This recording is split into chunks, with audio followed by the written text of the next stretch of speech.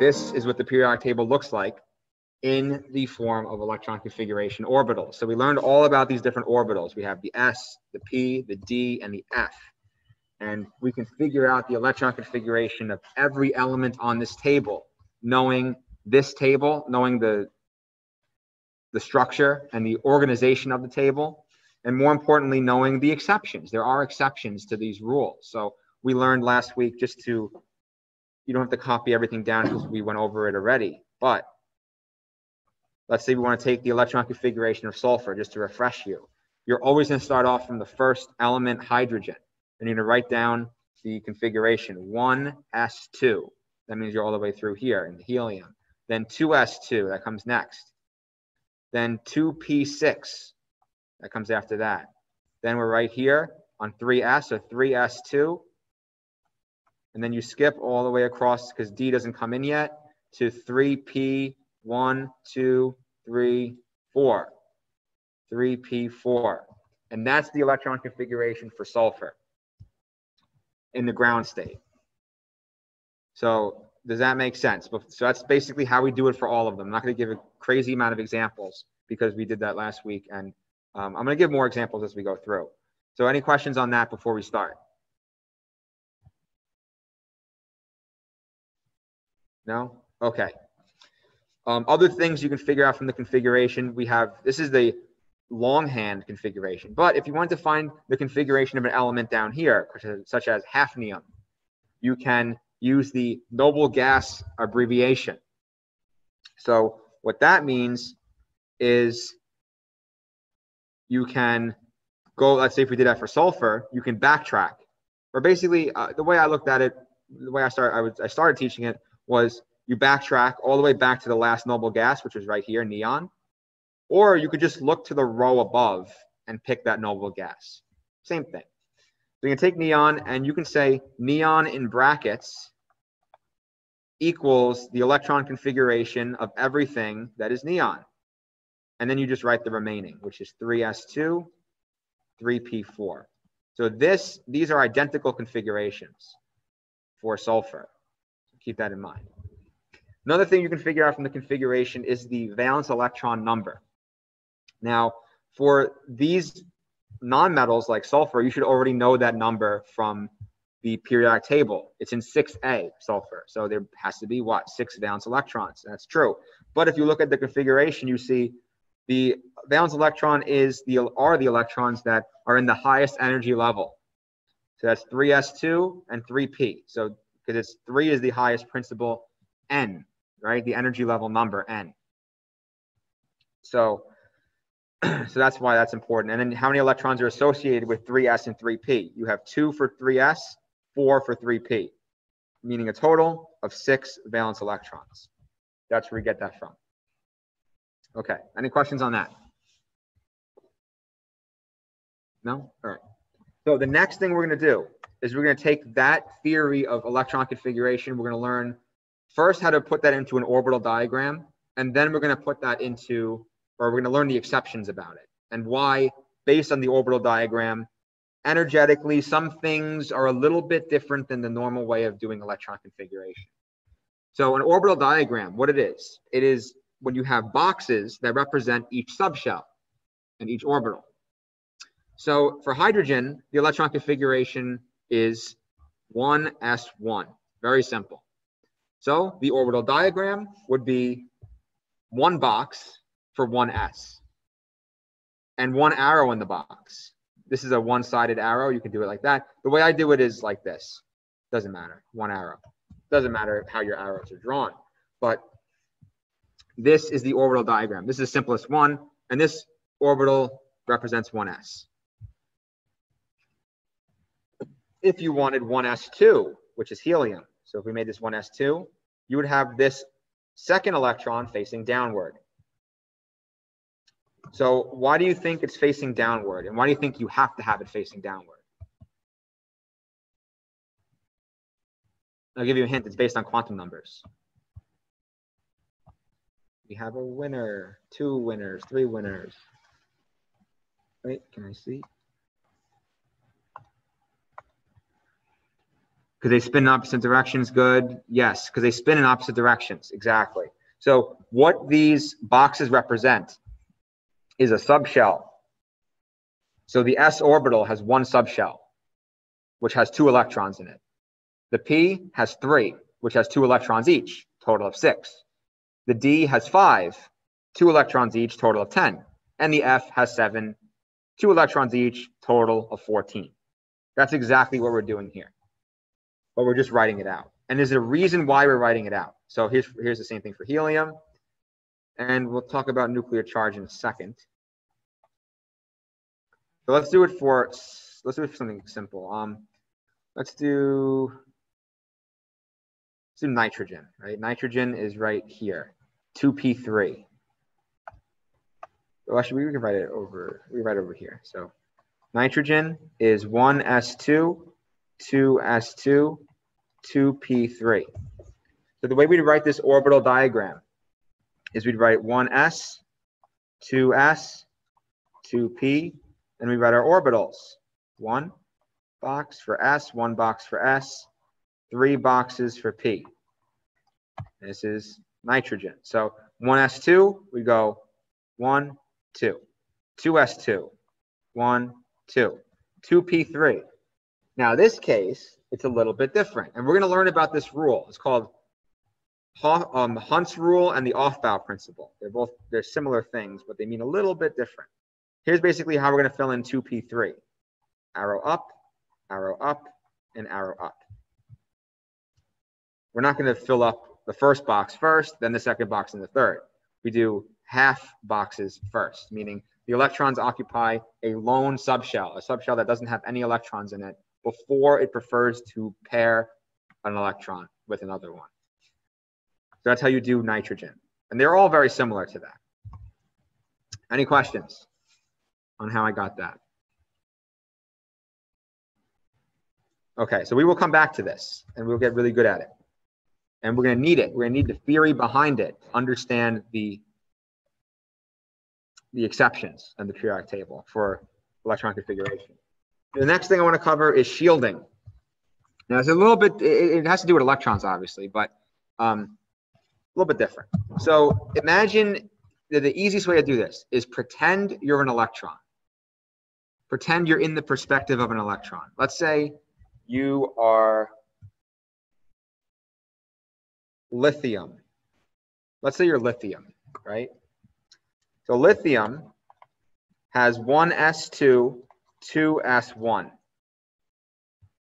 That's lithium. So if I am, or if you are the 2s1 electron of lithium, let's draw that out. So lithium is atomic number what? 3, right? So it has 3 protons in the nucleus.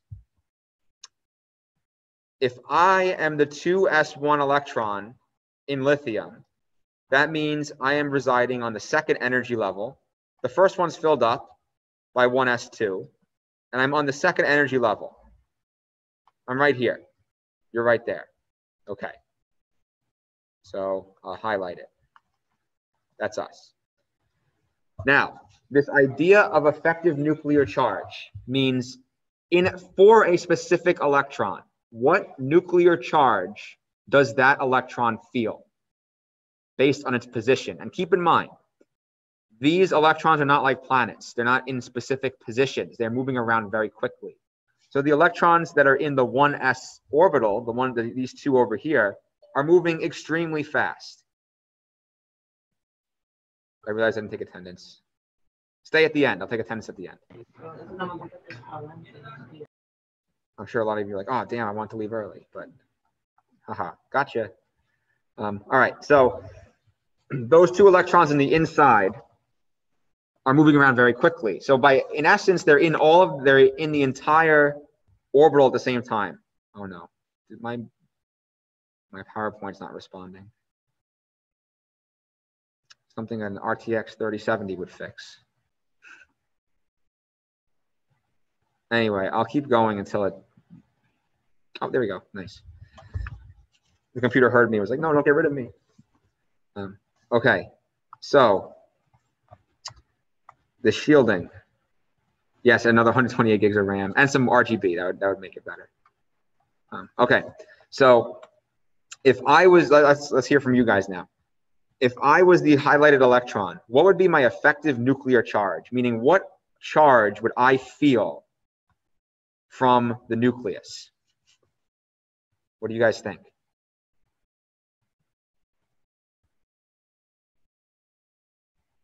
And Yasmin, don't worry, you're good. I didn't take attendance yet.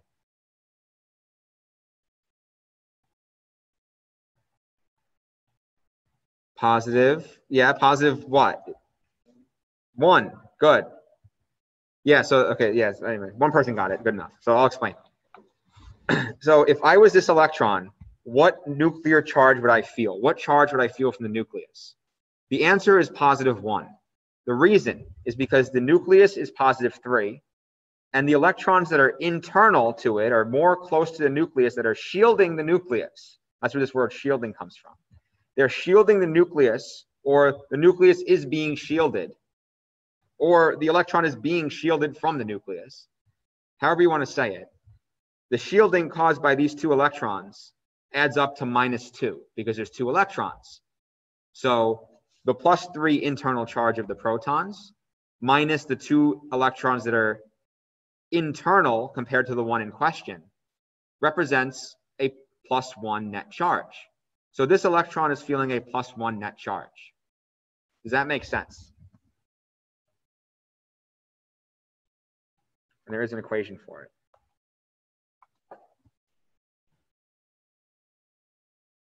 Yes, Josh, I can. Yes, after this one. I'm just doing a simple example to start out with.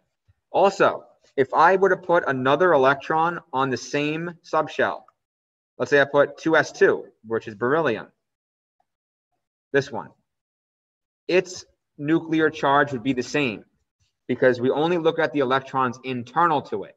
If there's electrons on the same level, well, they all feel the same thing. So we only take into effect the nuclear charge when we have electrons internal to the electrons in question, which would be our effective nuclear charge. And this concept is important because it comes back later when we talk about different periodic trends. So the idea is if you add more energy levels, the effective nuclear charge will be decreased because the electrons, one, get farther, and also they're being shielded by more internal electrons. But also the protons increase too. So it generally decreases, but there's an increase, decrease when you add a new energy level. So it goes like that. So anyway, here's an example. This is lithium as well. You have, it's the same thing we were just talking about, but if you have this, if you're this electron out here, you are feeling the -2 charges from the electrons that are internal to it. And then also you're feeling the +3 from the nucleus, equaling out an effective nuclear charge of +1. If your electron is penetrating, meaning inside the nucleus, and there's no electrons internal to it, you experience the full +3 charge. So there was an equation for this. And Adi, would it be an increase as you go down? Yes, that's basically, yep, Adi, that's exactly how it works. And that's how you explain ionization energy. Perfect. And also atomic radius. Well, it could be used to explain all the 3 trends we're going to learn. Okay, good. I'm glad it makes sense. All right, so here's the formula. So there's a formula for it. And it's Z effective, meaning effective nuclear charge, equals Z, which is the proton number, the nuclear charge, minus S, which means the electrons that are lower energy level than the electron in question. So that's basically what we went over. So if I were to do another example with more energy levels, say we had sulfur, right? So sulfur is 1s2,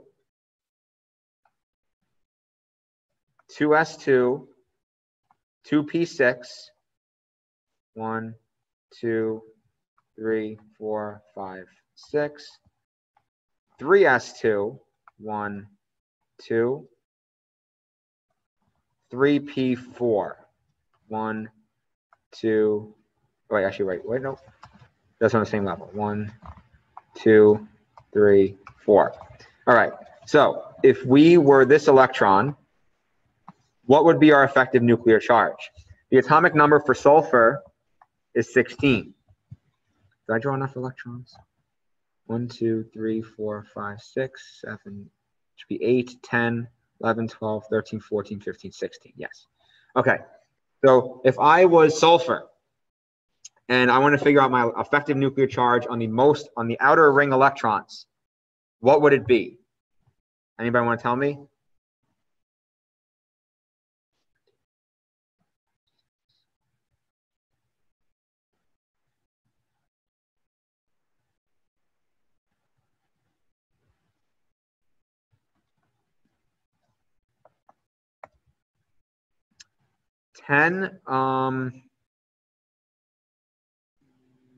Not 10. 6. Yes, Lewis, 6. Okay, so let's go over it. So Z is the atomic number of sulfur, which is 16. And then S is the internal electron. So we're going to ignore all the energy level 3 electrons because they're all in the same energy level. So we go internal. We have 1, 2, 3, 4, 5, 6, 7, 8. And then the 1s2, 9, 10. So 6 minus 10 equals not 16. 6 minus 10 equals 6. Oh, wrong button. Yes, yeah, okay, good. I knew you knew it. You just said the wrong thing. The other subtraction. All right, so does that make sense? How to figure out, and this concept is going to help us in the future. Okay, so understanding the energy levels, that's also very important. Let's make this bigger. I made it smaller.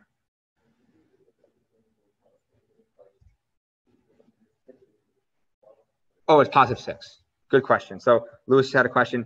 If I were to write that effective nuclear charge, would it be 6? And the answer, no, it'd be plus 6. So because you're experiencing that positive nuclear charge of plus 6. Because out of the 16 protons, 10 of them are being canceled out by electrons that are internal to the electrons in question. That outer ring is only experiencing 6 of those protons, which keeps it pretty tight together. And then if we take this a little bit further, let's say we have phosphorus. Phosphorus is atomic number 15. The same dealio with the third energy level having electrons, but the proton number is going to be 15, not 16. So the effective nuclear charge of those electrons will be 5 instead of 6. What does that do? That loosens the energy levels. It makes the electron, or it makes the atom a little bit bigger. So that goes into atomic radii, which we'll get into towards the end. All right, so there's different ways to write the energy levels in order. The way I do it is, as you've seen from electron configuration, just writing them in terms of the periodic table, how it's written: 1s2, 2s2, 2p6, 3s2, 3p6, 4s2, 3d10, etc. So, but here's the way we represent it. We go 1s2, and then we have 2s2, 2p2, or 2p6, sorry.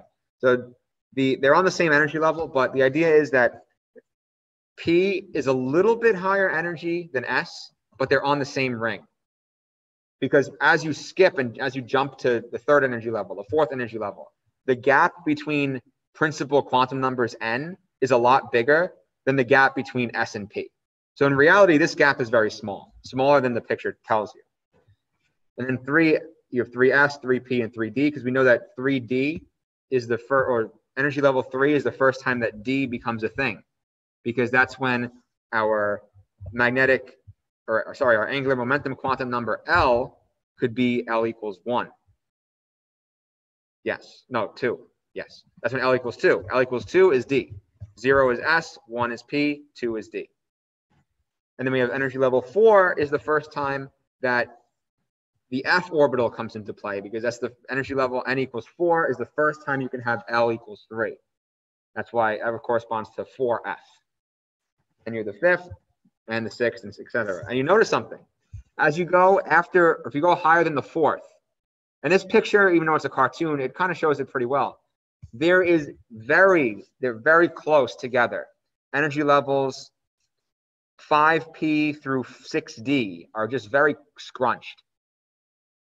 And this is indicative of their configurations, actually, because once we get into 5d, 6d, 4f, and 5f, their electron configurations are not what you'd expect, because those energy levels are so close together that sometimes electrons like to skip and go from one to the other, or they like to jump around. But this is where the periodic table gets complicated, and I mean, in not any undergraduate chemistry class we learn about that in detail, or why that is. I mean, a lot of it is just you don't really know why. It's just experimental. But, and there's actually a debate on it still today. So I'll talk about that later. Just 7s. Notice the following. Okay, whatever. Talked about all that. Yeah. Okay. So we kind of looked at this already, the orbital diagram model. So if I were to fill the electrons of an orbital diagram, you would do it in a certain way. And I don't. We could do. Which is away. All right, Hund's rule. I'll get out of that. I know you can't see it. 1 second. Okay, so the way we fill it up is if we had 1s, 2s, 2p. And I'll just cut to the chase here. That's a nice box, right, for 2s? Good. All right. So we understand that this is the way the orbital diagram is written. Here's the very simple elements, hydrogen through beryllium, where you have one electron pointing up, the other one needs to point down, and then you're just adding another electron as you add energy levels and as you add orbitals.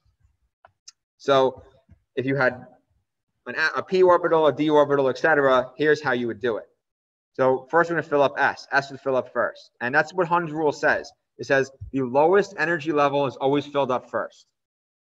So meaning like hydrogen's electron in the ground state is not 7s. It's 1s because it's the lowest one. And these things want to be energetically favorable. That's another theme of today, that all of these electron configurations, even the ones that we get to that are exceptions and that may not make sense, they make sense because it's energetically favorable. And they use the least amount of energy to stay in that configuration. That's favorable in nature. So for 2s, you have the same thing. You're going to fill up those two. And then for 2p, or for any orbital like p, d, and f, where you have more than one box, it gets a little complicated. Now, and we call this complication the off-bow principle. And it makes a lot of sense if you think about it. And another way I like to say it is the open bus seat rule, or open train seat rule, whatever you want to say. But basically, if you picture yourself entering a bus, especially this is definitely relevant for COVID, and you're entering a bus, and these three positions in the 2p orbital are the bus seats, and each one's a double. 2 people could sit in it. So let's say you're tired, you had a night class, and you had to listen to me lecture for 3 hours, and then you take the bus. And you did leg day, and you're tired, and your legs, and you don't want to move. So what's the first thing you're going to do if you see the empty bus? You're going to go to the first seat. So you go to the first seat, and you're going to sit there, right? That is the energetically most favorable position for you. You have to use the least amount of energy to get there, and you don't have to use much energy to get up and to get out of the bus. Okay. But there's COVID going around. So you want to kind of repel people. You want to stay away from people. People are repulsive to you. So next guy comes in the bus, and he's like, "Oh, I'm tired too. I had if I should call myself doctor. Not yet. I had Professor DePaolo's class. I'm exhausted. He sucks. And I want to go into the next open bus seat." So that would be the middle one. Because I don't want to go next to this guy. He might have COVID. I don't want to, and that's not nice. It's kind of like if you were like for men, like the urinal situation, like if you don't go to the next urinal, you always skip one. Same thing. That's weird. But and yes, Adi, Pfizer. Yes, Pfizer. So Pfizer 90% success rate in their vaccine. That's good. Okay, so back on topic. So now the third person comes in, where are they going to sit? They don't want to sit next to anybody. So they're going to sit, they have to walk a little bit further, but they're going to sit in the remaining open bus seat. So now all the bus seats are occupied by one person. So now another person comes in and they have to sit down. Where are they going to sit? They're going to have, anyone want to answer that? Where are they going to sit?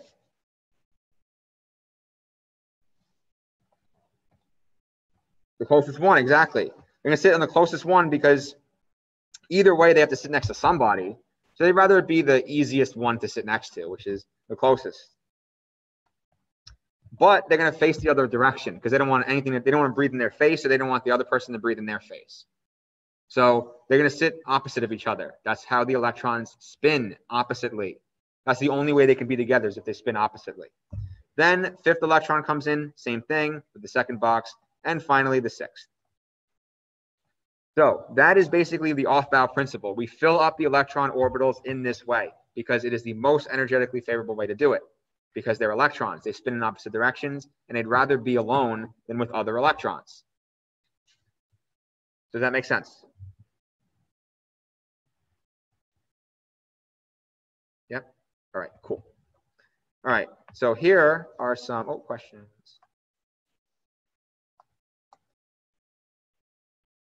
Okay, cool. Thank you. All right, so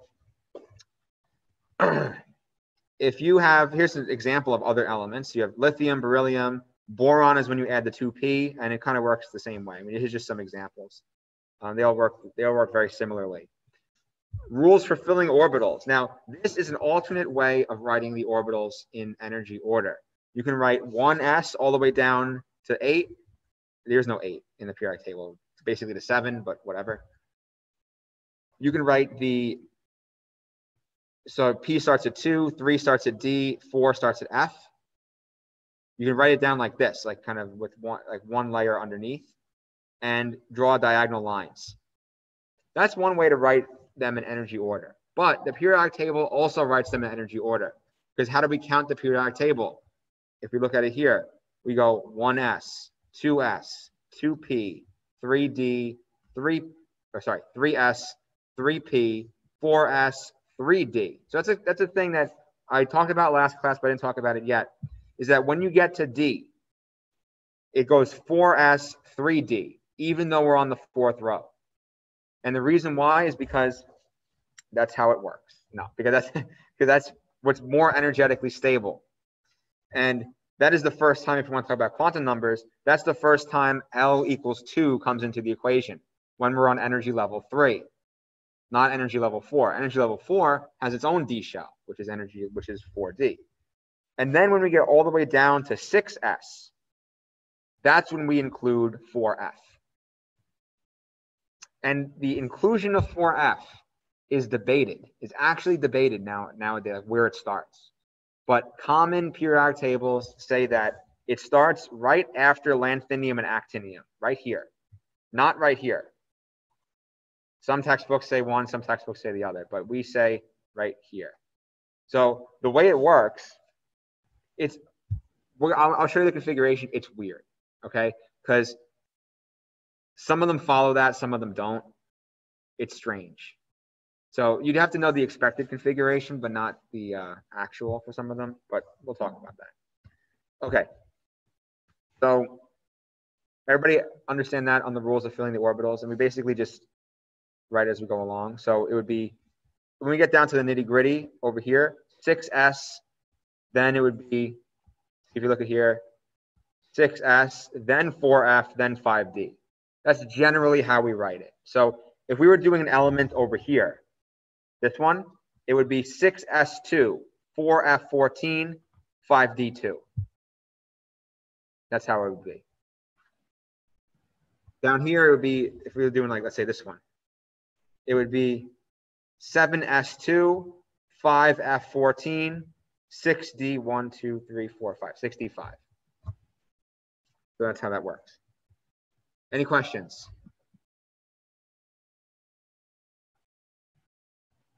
No? All right. Okay, so here's what I'm talking about. I'm going to blow this up. I'll make it full screen so you can see.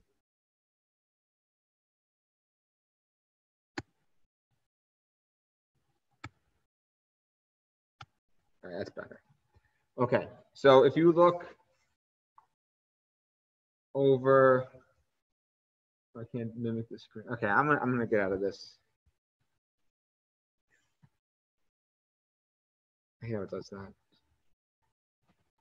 There we go. Now it's gonna stop my sharing. I don't know why it does that.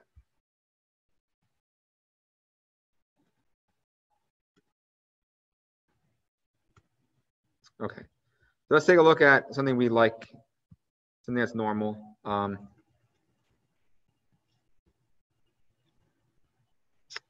Let's do. So these represent valence electron configurations, kind of. So here's what we got. So let's look at like magnesium, right? Magnesium, your electrons of the highest order are going to be 3s2. We know that. So this means it has 2 valence electrons. Because 3 is its highest energy level, and it has 2 electrons in that area. Something like vanadium, how many valence electrons is vanadium going to have?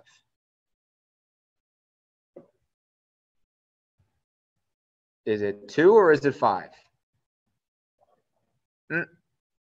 2. Why?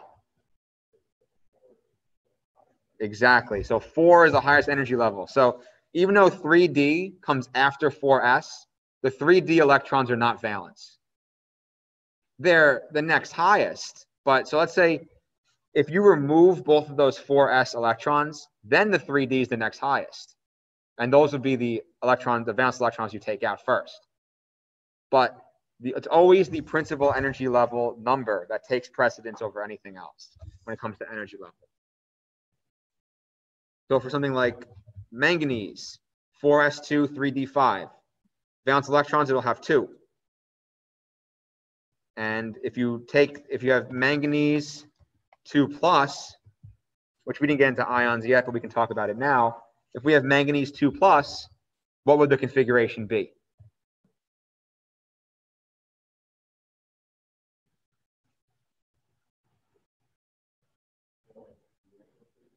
Perfect. Yeah, 4s0, 3d5. Because remember when we make ions from chapter 3, we are removing the valence electrons or adding them if you're talking about nonmetals. But for metals, we are removing the valence electrons. So you don't have to write 4s0. You could if it makes you feel better, but you could just say nothing there and just write 3d5. Of course, including everything else there, every other part of the configuration. Does that make sense? We'll talk about ions. There'll be a specific slide on it too, but just a brief preview on it. Okay, now let's get to the nitty-gritty. All right, here's where it gets complicated. So you have, and this is, you need to know limited knowledge. Well, this is the second place it gets complicated. The first place it gets complicated, you need to know that, but we'll get to it. When you go from 6s2, which is barium, lanthanum comes right after. So the F block goes right in here when we're talking about configuration. So lanthanum is element 57. And its configuration makes sense, right? You go from 6s2, then you have 6s2, 5d1. Great. Then all hell breaks loose. You look down, oh, element 58. Oh, it must be 6s2, 5d1, 4f1. Wrong. It's 6s2, no d at all, 4f2. Then that basically works for the whole thing until d comes back right here. This one, you have 6s2, 4f7, 5d1. And then it comes back at the end, 6d1. So do you need to know that? No, it's weird. So D becomes F. I mean, yeah, okay. So the truth is, in the scientific community, there is discrepancies between whether lanthanum and actinium are in the F or the D orbital. There's experimental evidence pointing more towards the D orbital, but for teaching's sake, they might think it's in the F orbital. They think it's easier to teach it in the F orbital. What that means is those electrons, once you get to those energy levels, are so close together that they like to jump. And then there's debate whether these two elements, lutetium or whatever, and lawrencium, that whether they're in the f orbital or the d orbital, because they have 6d, they have d electrons. So they have d electrons right here. So for you guys on the exam, I know you don't want to hear me ramble, but on the exam or exams, you would need to know. I don't even think they don't give you F. I made a whole fuss about it last year. But if they do, it would be expected configuration. So for example, if you were to write TB, right? TB is right here, element 65. The answer would be 6s2, 4f, 1, 2, 3, 4, 5, 6, 7, 8. 4f8. That's the expected configuration for TB. It's weird, I know, but that's what it like. That's not right, but that's what we expect based on the rules we learn and the way the rest of the table works. That's all we need to know. Don't freak out about it, is what I'm trying to say. Okay, then there is another exception that you should freak out about. Not freak out, just know. Here's what let's look at here. Let's look at chromium. Vanadium, 4s2, 3d3. Makes sense. Then, oh no, 4s1, 3d5. What the hell? Why did you take one from the 4s and give it to the 3d? I don't know. Well, we'll learn about that in a second. Then the next one, 4s2, 3d5. So that one electron comes back now. Weird, weird, weird. So let's learn about that. And we'll learn why. And here's why. So chromium and copper are unusual. It's not just chromium and copper. It's down the entire row. So if you have electrons, if you have elements, it's not the entire row for this one. So for the d orbital, we all understand this is the d orbital, right? The middle, 1 through 10. If we have elements in the 4 position, it's actually only these two first elements, chromium and Mo, whatever Mo is, Moium, I'll call it. It's like Mo something-ium. No one uses it. Nobody cares. So you have those, and these are the 4 position. So the 4 position, even though it says 6 here, it's the 4th position, right? 1, 2, 3, 4. Then the 9th position, it's all of them, all of the 9th position. So the 9th position. So the 4th position and the 9th position have this weird abnormality where they take an electron from the s orbital and they put it into their d orbital. That's weird. So does anybody have any ideas as to why that occurs? Can I say that again? Kind of, but not really the best answer. And a good blanket answer for everything in this class would be, oh, it's the most energetically favorable. That's right, but we want to know why. So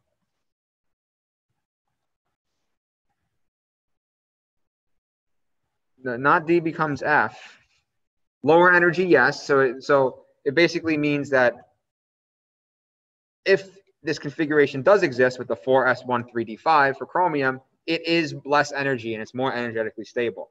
But in particular, we'll talk about why exactly it happens. Is because, let's talk about chromium first. If we draw the 4s1, that's not a good color. Here we go. 4s, let's draw 4s and we'll draw 3d. This is where the orbital diagram comes into play. So you draw 4s as 1 box, 3d is 5 boxes. Okay. So that's the case. Then 4s, here's what it should be. And it's in the 4th position, so it should be 4 electrons.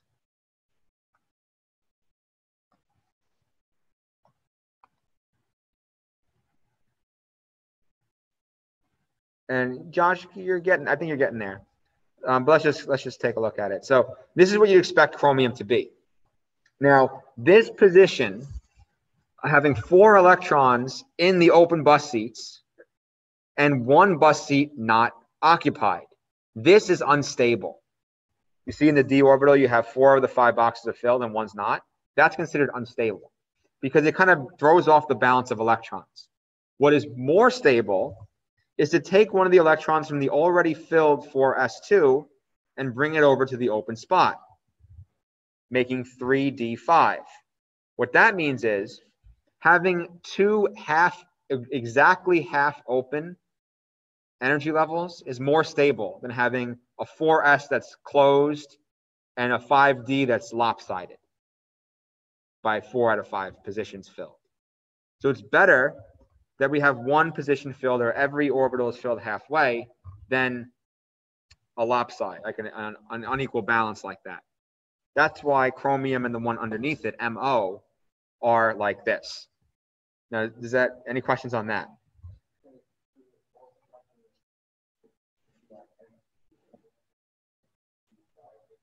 No. So good question. So question was, what about for like vanadium, right?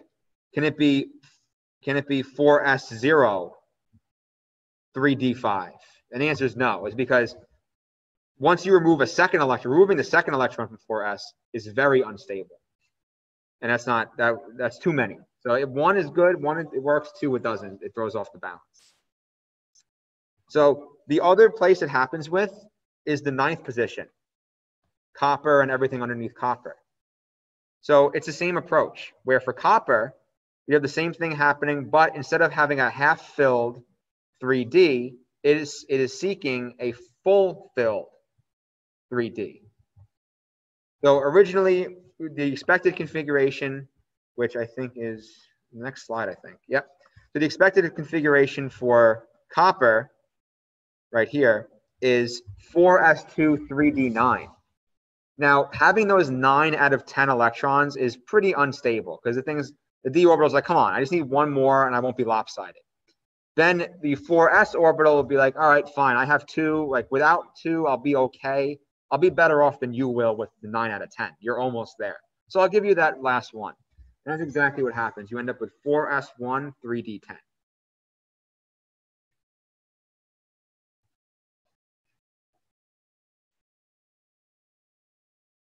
Yeah.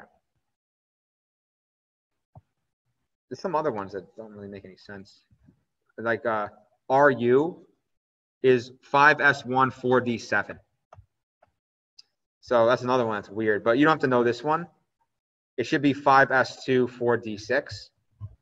But the reason is because of when it gets to those, it's experimental. Like they have to do experiments to figure that out. And they're like, oh, I guess this one's just the way it is. Because the reason why is because it's further down the table. And like one of you said before, that at that point, the s and the d orbitals are very close together in energy level that the electrons can kind of jump, and they have their preferred configuration. But for those d4s and d9s, we should be familiar with that. And a similar thing occurs with, well, sorry, it doesn't occur, but there is an implication. I'll put it this way. The same thing could happen, or I keep saying the same thing. Something could happen with a similar effect in the p orbitals. So if we have a p orbital that's half filled, or 1 away from being half filled, or well, let's do that. Let's undo that. One away from being half filled, the addition of this electron will be favorable. It will be more favorable than the addition of the second electron. Because in this case, this p orbital is like, I guess I'll take 1 more, whatever. But oh, I want a half-filled shell. I'll definitely take that one. And then same thing occurs with this. If I have this, which is oxygen, 1 electron oxygen will be like, I guess I'll take it. Once it gets that second electron, boom, I really need that to fill up my shell. And I'll fill it up. So any questions on that? No? Okay. The noble gas configuration, we kind of talked about that already. Alkali metals, we get it. They form a charge. Halogens have -1 charge. Ground state. So ground state versus ions. So we talked about this a little bit, but if you have sulfur, so we talked about ground state sulfur, if sulfur becomes its ion, which is S2 minus, it would gain 2 electrons, 2 valence electrons, right? It can't gain the valence electrons on 3s. It would have to gain them on 3p, going from 3p4 to 3p6. Like that. So that's how that happens. And then you would draw it as S2 minus. Yeah, I think there's some examples like that on the homework too. And the homework is due next week, next Monday, for chapter 9. Yeah. Okay. Any questions on that?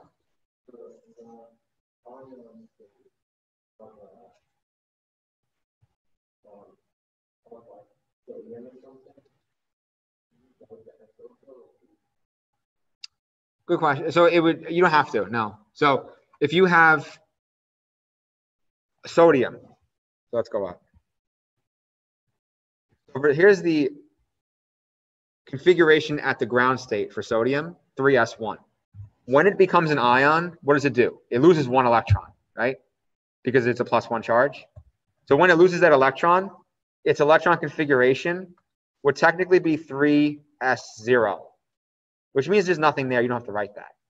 So the remaining configuration would be 1s2, 2s2, 2p6. And it will have the same configuration as neon. So yeah. And that kind of goes into ionization energy, which we'll talk about soon. Okay, we're going to take a break soon. Okay, ground state versus excited state. So another thing is if you input energy to these elements, you can get the electrons to jump, kind of like we talked about with absorption spectra. And they can jump to really whatever energy level, or as much energy as you give them, they can jump to an energy level. Another important thing that you might see on the exam is maybe a question about paramagnetism or diamagnetism. So if you have something that's paramagnetic, that means it has unpaired electrons. And the way you know the electrons are unpaired are by the orbital diagram. So if you draw something's configuration that's like this,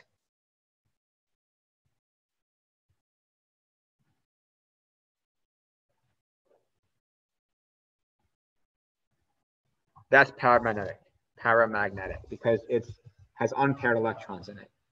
And then you have diamagnetic, which means you have paired electrons in it. So every electron's paired. One electron that's unpaired means automatically paramagnetic.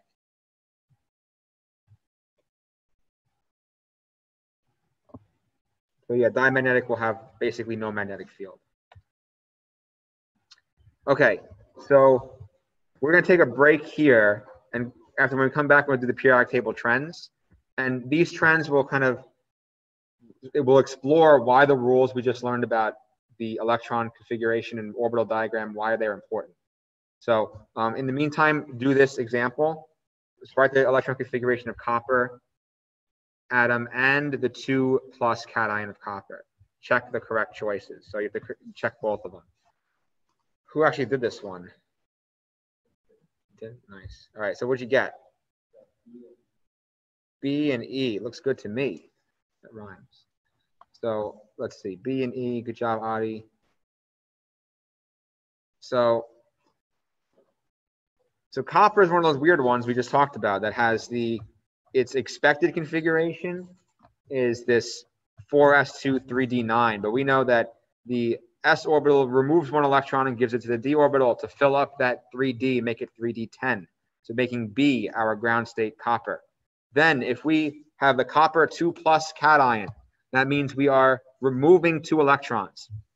The first electron would come from the valence, well, they all come from the valence shell, but the valence shell at this point of the ground state is 4s1 because it's the highest principal energy number of 4. So once that's removed, you get 4s0, and then you have 3d10, which is the next highest energy level. So then 1 electron would get removed from there. So you'd end up with 4s0 3d9.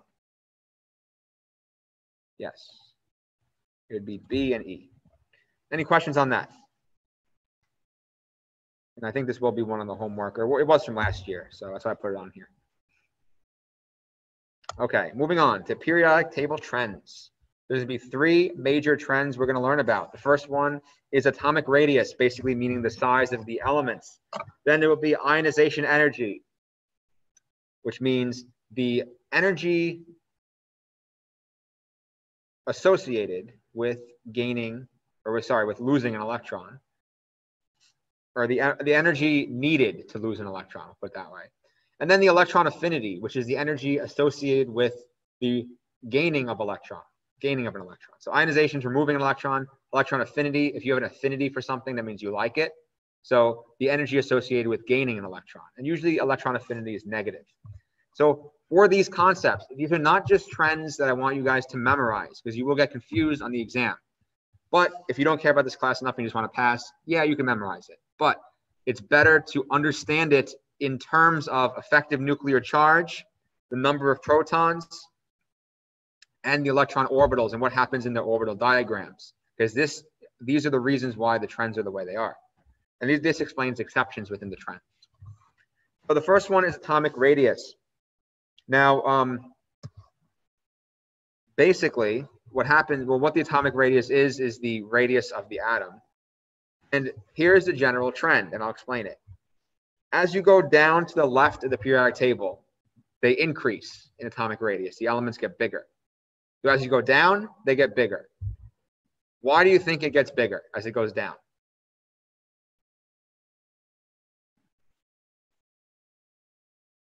What are you increasing? You're increasing a lot of stuff as you go down the periodic table. But why is the atom getting bigger?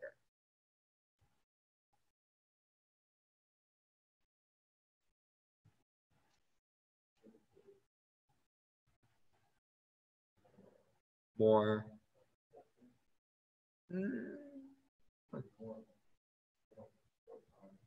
Yes, but that doesn't. More protons could mean more.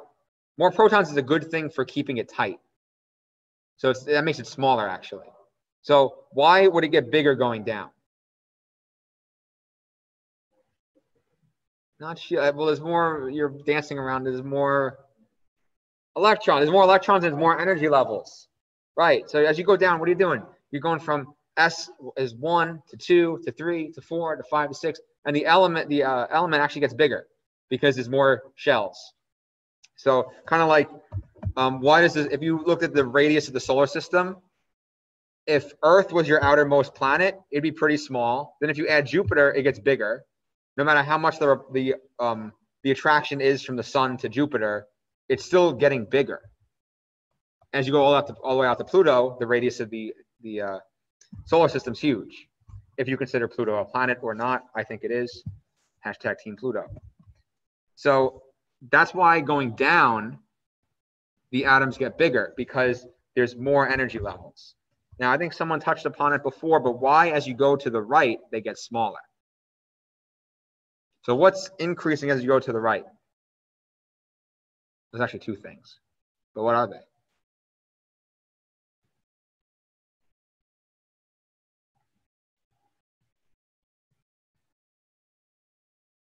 So as you go to the right, what increases? You count, and what increases?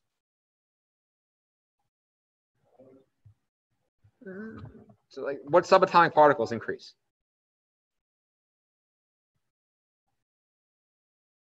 Come on, we could do this. Protons.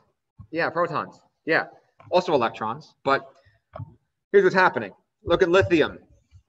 Lithium has 3 protons, and it has an electron on the second energy level, 2s. Beryllium got a little bit smaller.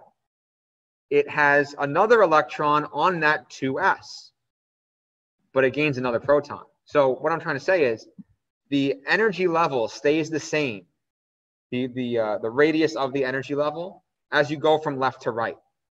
But the protons increase, which in essence increases the effective nuclear charge of those electrons on the outer shell. So the outer shell stays constant. You're adding more electrons on it, sure, but the effective nuclear charge is the same for each one of those electrons. But as you add more protons, that makes the nuclear charge higher and brings that outer shell closer together, closer to the nucleus. which makes them get smaller as you go from left to right. So in essence, in lithium, the electrons in the outer shell are kind of loose because they don't have that much pull from the nucleus, compared to neon, which has a lot of protons in the nucleus, making more pull of those outside electrons. Based on effective nuclear charge, yes, that's really the main concept, based on effective nuclear charge. Does that make sense? And it works the same way for all of them.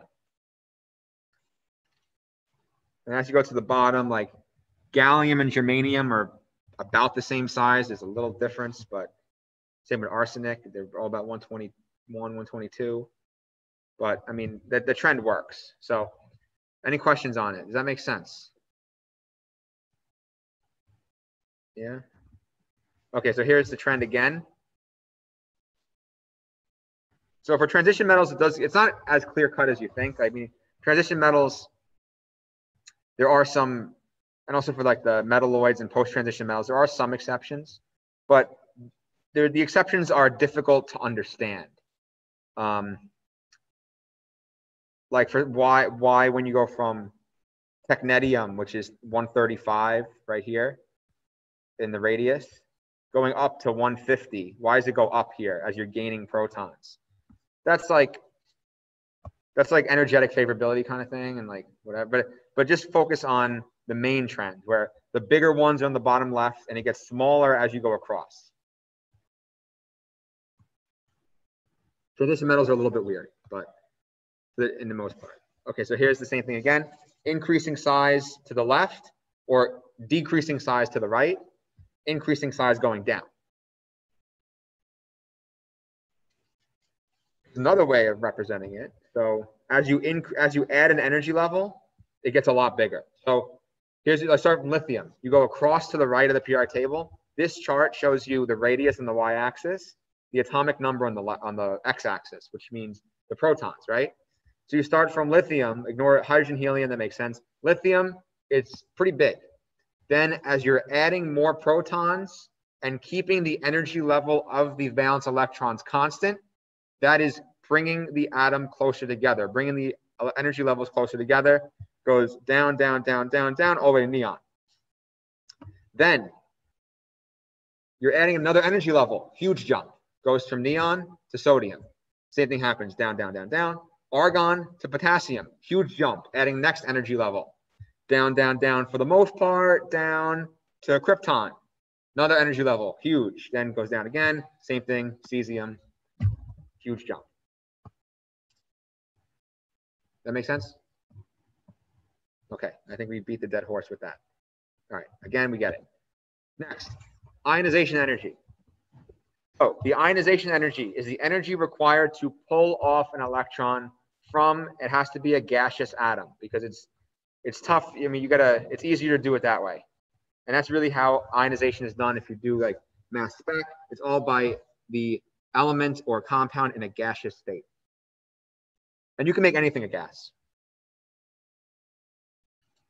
So that's true.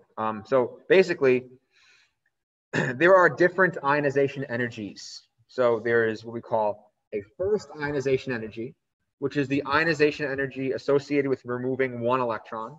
There's a second, a third, a fourth, a fifth, etc. And it tells you how much energy is needed to remove that many number of electrons, well, that numbered electron. So this, for example, the second ionization energy, it doesn't mean the energy associated with removing 2 electrons. That's not what it means. It means the energy associated with removing the second electron. So if I want to remove 2 electrons, and the first ionization energy is 100, the second one is 50, or no, sorry, the second one is 500. To remove 2 electrons would be 600. I have to remove the first one with 100, second one with 500. So does that make sense? There's multiple, right? And they always increase, always. So it's always easier to remove the first electron from an atom than the second one or the third one. And the reason why is because if you keep removing electrons, eventually the protons become so overwhelming that it pulls all of them in even tighter. So this balance, this interplay between protons and electrons, repulsion and attraction, and effective nuclear charge, it really is the answer for a lot of these different trends. So let's take a look at it, at what the trend is. So, oh, what is this? This is radius again. Why is that there? Here we go. Wait, I just want to show you the trend first. Where's the trend? Here we go. Yeah, so ionization energy increases across a period because the more electrons, or well, think about it. What happens as you go from the left to the right on the periodic table in terms of size? It gets smaller. We just learned that. Because it gets smaller, the electrons that are in the valence electron shell are closer to the nucleus than they were in the previous atom. Because they're closer, more energy is required to remove them. That's important. I'll say it again in correlation to this with the illustration in front of us. So as you're going from lithium to beryllium to boron to carbon, these represent the energy, the ionization energies. So it takes more energy to remove that first electron going to the right on the periodic table, because when you increase the number of protons going to the right, from left to right, you are decreasing their size, which we know that already. We're decreasing the size, brings the valence electron energy levels closer to the nucleus, making it harder for energy, or needing more energy to remove that electron. So those are the radius and the ionization are directly related. And they're inversely proportional. Size goes down, ionization energy increases. That's for the most part. And also, when you go down the periodic table, it decreases. It decreases because the size increases. The size increases, the electrons are further apart. Less of an effective nuclear charge. Therefore, easier to remove an electron. Requires less energy to do that. So it's the opposite trend as radius. Does that make sense? Okay, cool. All right, going back to the number, this is important. I guarantee you, they will put a question on the exam like this. Now, everyone should be paying attention. They give you, or first I'll talk about the preface and then I'll give you the question. So when you have multiple ionization energies, they always increase, like I said, but they increase in a certain pattern. Now, for aluminum is happy as a 3+ charge. We know that from naming. So once you remove the first electron, it takes 580. You remove the second one, it takes 1800. You remove the third one, it takes 2700. That's a normal increase. Every one of them increases by a bit. It may be 2 times, 3 times, even 4 times, whatever. But some cases, it's like 10 or 20 times. That's important to know that. Because, for example, the 4th ionization energy for aluminum, when you get aluminum 3+ to aluminum 4+, and you're probably thinking, what the hell is aluminum 4+? I never heard of that before. And there's a reason why you never heard of it, because it's incredibly unstable. The reason why it's unstable is because the ionization energy required to achieve it is in the order of like 15,000 kilojoules per mole. Insanely higher than the 2,000. Why is that? Let's look at the periodic table. And the answer is, we're right here for aluminum. You remove 1 electron from aluminum. Where are you? Magnesium. Okay. Remove a 2nd electron. Where are you? Sodium. Remove a 3rd electron. Where are you? Neon. You're at noble gas configuration when you remove 3 electrons from aluminum. When you remove the 4th electron from aluminum, you are trying to remove an electron from something that has a noble gas electron configuration, meaning the electrons are all happy, and it has aluminum's number of protons, meaning the effective nuclear charge is off the charts. This thing is really damn small. And the electrons, the only electrons remaining, the ones that are the neon configuration, are extremely tight. it's smaller than neon is. So to remove an electron from that super neon, basically a neon with more protons, is insanely hard. That's why the fourth ionization energy for aluminum would be off the charts. Does that make sense? I'm gonna give another example. Do you need another example? I think so. Okay. All right. So let's look at, because they will, so here's what they're gonna give on the test. Give me the period 4 element whose ionization energies are the following. Ionization energy level 1 is 100. Ionization energy 2 is 250. Ionization energy 3 is 9,000. And then they'd give you ionization energy 4 is 12,000. Okay.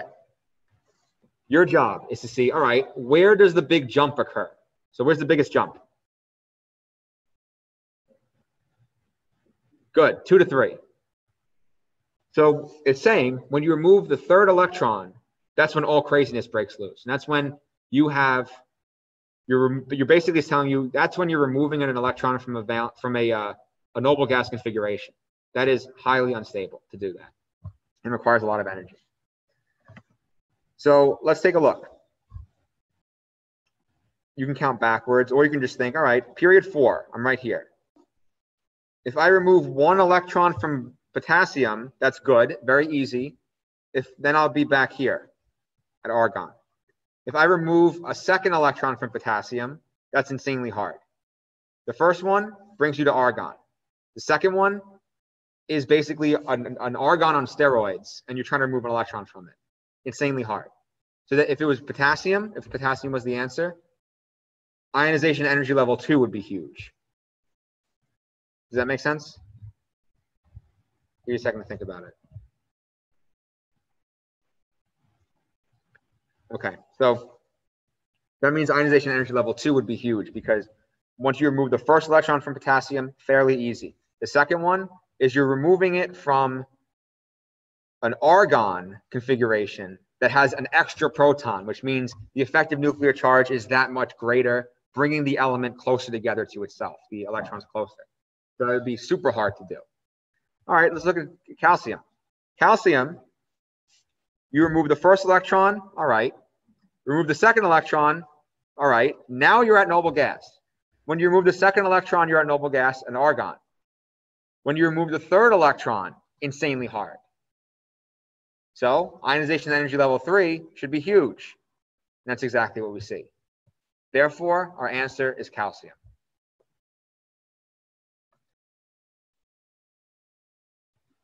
Does that make sense? Okay, good. And then if your question, if you're thinking, what happens, let's say you remove that electron, that big jump, what happens afterwards? The same thing. They increase at a less rate. Next one will be 12,000, next one may be 20,000, 23,000, 28,000, whatever. But then that's not going to have a 10-fold increase or more. Okay, I think we got that one. Okay.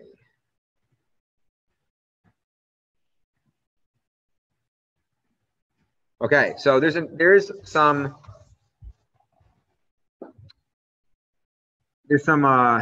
exceptions with this. So these exceptions, you know, it should increase going to the right, right? Because your size is getting bigger and your electrons are in the same energy level. So the size is getting smaller. As you go from the left to the right, size is getting smaller. So it's harder to remove an electron. Okay, that's true. But for sp4, that's not true. It goes down a little bit. Why is that? That has to do with the configuration.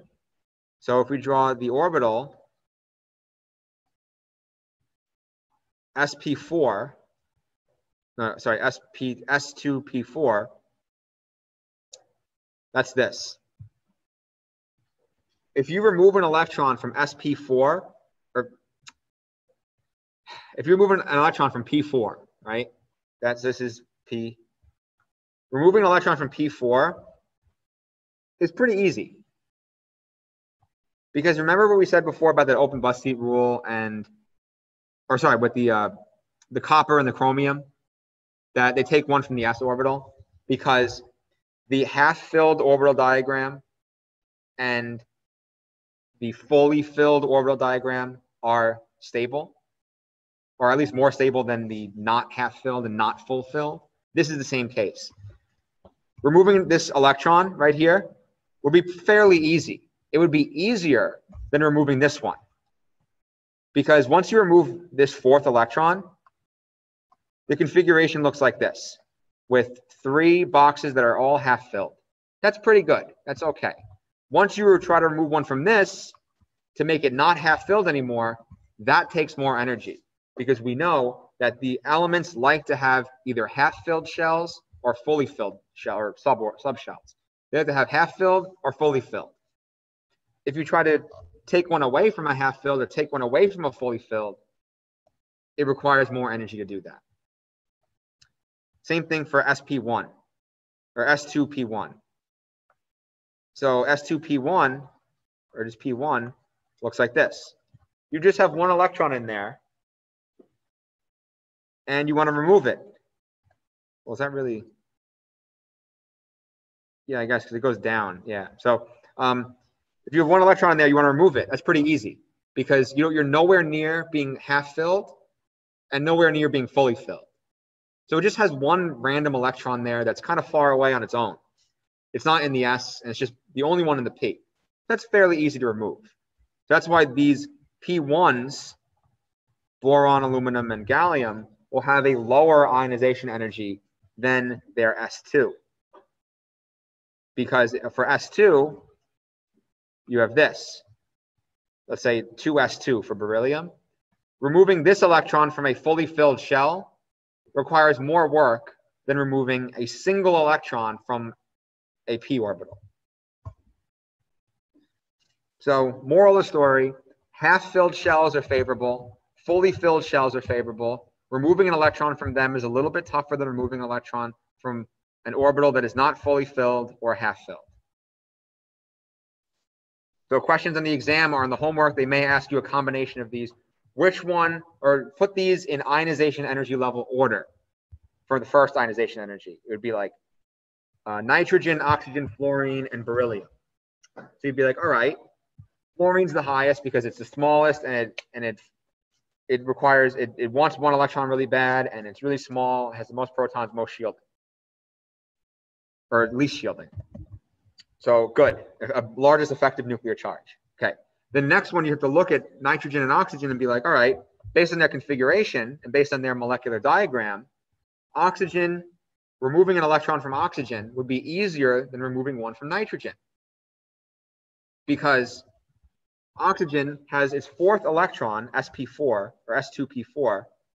It would be 2p4. Its 2p4 electron would be easier to remove, since when you remove it, it creates a half-filled shell. As opposed to nitrogen, when you remove nitrogen, it already has a half-filled shell. Removing that third electron is very difficult. So you'd have to put those. That's a good question that would be on homeworks. Okay, any questions on that? No? All right. If you got confused, you can rewatch the video that I just explained it like 3 times. Okay. Irregularities, we talked about that already.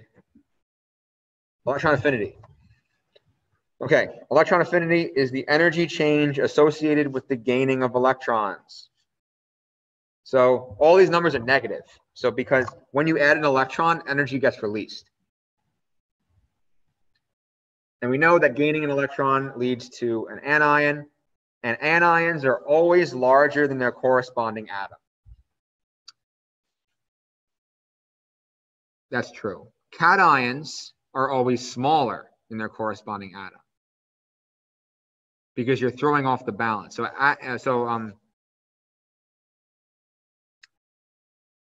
here's the way it works. So when you make an anion, you're adding electrons to get to the noble gas configuration. Adding the electrons will make it a little bit larger, If you remove electrons, like we saw before, removing electrons from, let's say, aluminum down to its, removing 3 to get to a noble gas configuration will make it very smaller, a lot smaller, because you basically have neon with more protons being sucked in, sucking in the electrons.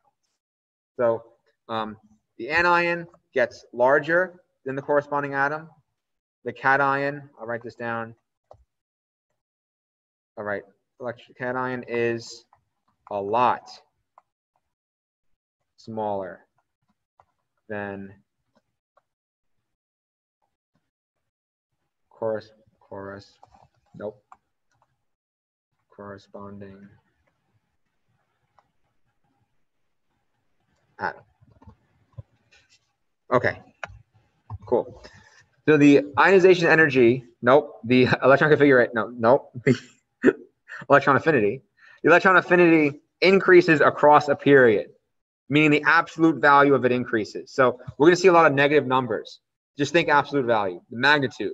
The magnitude increases because the energy released when you add an electron will be greater, because we don't want, so as you go across to the right, you want to gain electrons for the reasons we talked about throughout the course. Getting closer to noble gas, closer to a filled shell, whatever.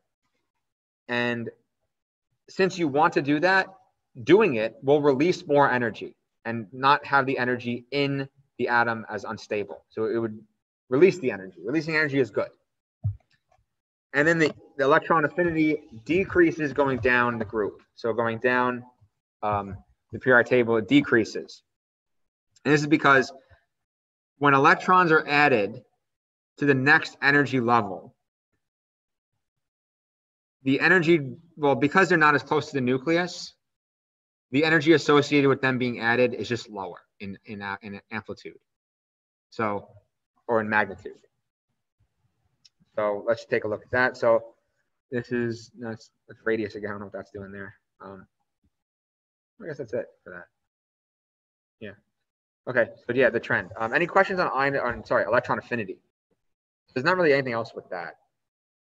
It increases going across a period, decreases going down, because the difficult or the ease.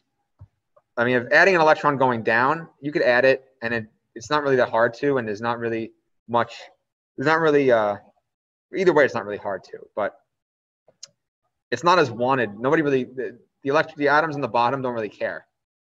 They don't really have much energy associated with adding that electron, or energy released with adding that electron. It's whatever for them. Okay, almost done.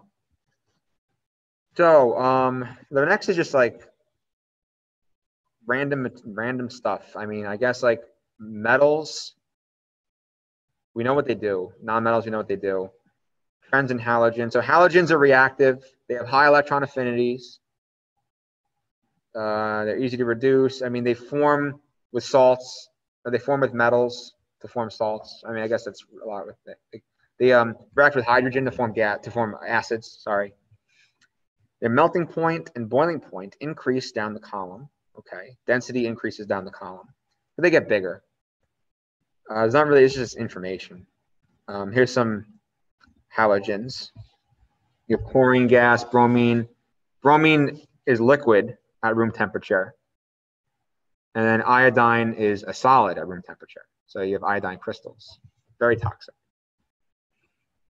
Write a balance equation. We skip that. Who cares? Noble gases are very unreactive. Ionization energy is insanely high, right? Because we don't want to remove electrons from a noble gas.